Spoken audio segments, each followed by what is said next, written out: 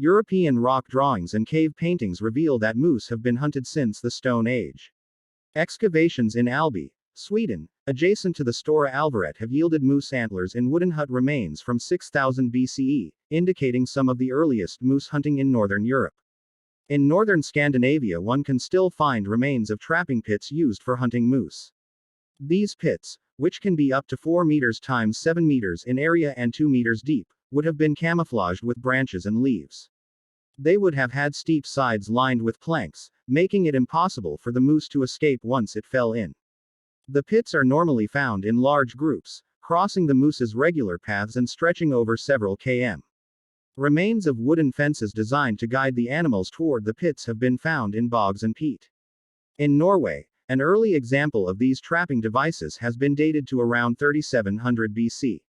Trapping elk in pits is an extremely effective hunting method. As early as the 16th century, the Norwegian government tried to restrict their use. Nevertheless, the method was in use until the 19th century. Cadmium levels are high in Finnish moose liver and kidneys, with the result that consumption of these organs from moose more than 1 year old is prohibited in Finland. As a result of a study reported in 1988, the Ontario Ministry of Natural Resources recommended against the consumption of moose and deer kidneys and livers. Levels of cadmium were found to be considerably higher than in Scandinavia. The New Brunswick Department of Natural Resources advises hunters not to consume cervid offal. Cadmium intake has been found to be elevated amongst all consumers of moose meat, though the meat was found to contribute only slightly to the daily cadmium intake. However, the consumption of moose liver or kidneys significantly increased cadmium intake, with the study revealing that heavy consumers of moose organs have a relatively narrow safety margin below the levels which would probably cause adverse health effects. The center of mass of a moose is above the hood of most passenger cars. In a collision, the impact crushes the front roof beams and individuals in the front seats. Collisions of this type are frequently fatal. Seat belts and airbags offer little protection. In collisions with higher vehicles, such as trucks, most of the deformation is to the front of the vehicle and the passenger compartment is largely spared. Moose collisions have prompted the development of a vehicle test referred to as the moose test. A Massachusetts study found that moose vehicular collisions had a very high human fatality rate and that such collisions caused the death of 3% of the Massachusetts moose population annually. Moose warning signs are used on roads in regions where there is a danger of collision with the animal. The triangular warning signs common in Sweden, Norway, and Finland have become coveted souvenirs among tourists traveling in these countries, causing road authorities so much expense that the moose signs have been replaced with imageless generic warning signs in some regions. In Ontario, Canada, an estimated 265 moose die each year as a result of collision with trains. Moose train collisions were more frequent in winters with above average snowfall. In January 2008, the Norwegian newspaper Aftenposten estimated that some 13,000 moose had died in collisions with Norwegian trains since 2000. The state agency in charge of railroad infrastructure, Jernbaneverket, plans to spend 80 million Norwegian kroner to reduce collision rate in the future by fencing the railways, clearing vegetation from near the tracks, and providing alternative snow-free feeding places for the animals elsewhere. In the Canadian province of New Brunswick, collisions between automobiles and moose are frequent enough that all new highways have fences to prevent moose from accessing the road, as has long been done in Finland, Norway, and Sweden. A demonstration project, Highway 7 between Fredericton and St. John, which has one of the highest frequencies of moose collisions in the province, did not have these fences until 2008, although it was and continues to be extremely well signed. Newfoundland and Labrador recommended that motorists use caution between dusk and dawn because that is when moose are most active and most difficult to see, increasing the risk of collisions.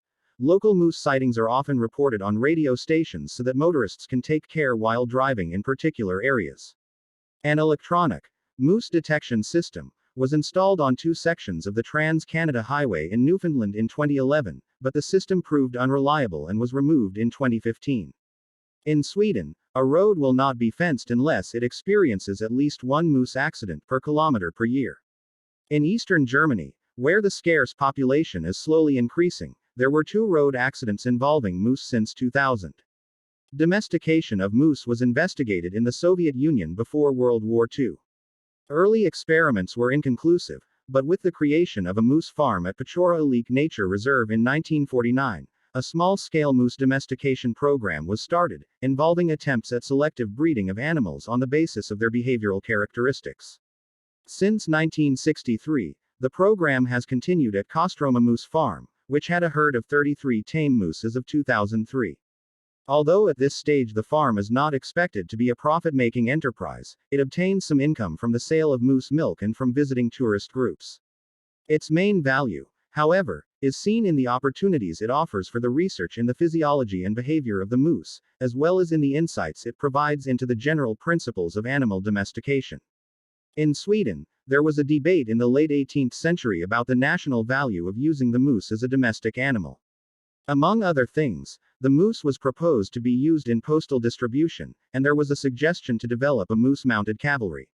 Such proposals remained unimplemented, mainly because the extensive hunting for moose that was deregulated in the 1790s nearly drove it to extinction.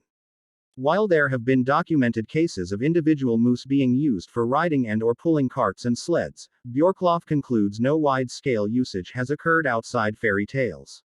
As one of the Canadian national symbols, the moose occurs on several Canadian coats of arms, including Newfoundland and Labrador, and Ontario. Moose is also a common coat of arms in Europe as well. For example, in Finland it appears on the coats of arms of Hervensalmi and Mansala municipalities. The seal of Michigan features a moose. The moose or elk is a member of the New World deer subfamily and is the only species in the genus Alces. It is the largest and heaviest extant species in the deer family. Most adult male moose have distinctive broad, palmate, open hand-shaped antlers. Most other members of the deer family have antlers with a dendritic, twig-like configuration. Moose typically inhabit boreal forests and temperate broadleaf and mixed forests of the northern hemisphere in temperate to subarctic climates. Hunting and other human activities have caused a reduction in the size of the moose's range over time. It has been reintroduced to some of its former habitats. Currently, most moose occur in Canada, Alaska, New England, with Maine having the most of the lower 48 states. New York State, Fennoscandia, the Baltic states, Poland, Kazakhstan, and Russia. Alces is called a moose in North American English, but an elk in British English. The word elk in North American English refers to a completely different species of deer, Cervus canadensis, also called the wapiti.